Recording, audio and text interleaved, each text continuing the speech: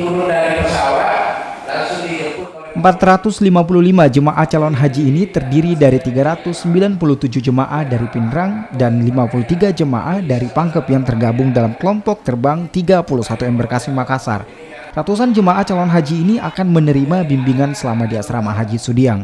Kebanyakan jemaah calon haji di kloter 31 ini sudah lanjut usia, sehingga petugas haji berharap agar seluruh jemaah calon haji tetap menjaga kesehatan dan kebugaran selama menjalani ibadah haji.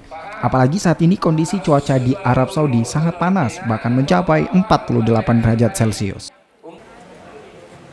Alhamdulillah kalau kondisinya jamaah kita ini insya Allah walaupun ada yang lansia tapi cuma dan setelah kita ngecek secara medis secara apa insya Allah mudah-mudahan tidak ada apa-apa.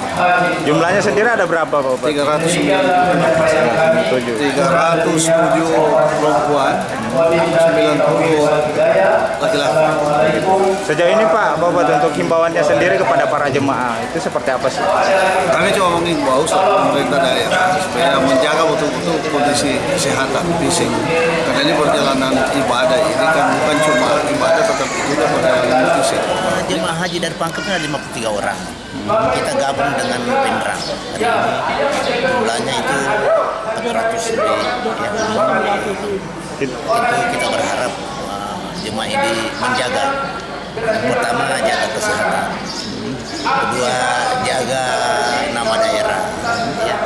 Terus jaga kita semua. Tetap mereka ini harus jaga karena ini kan beratnya ibadah. Ya.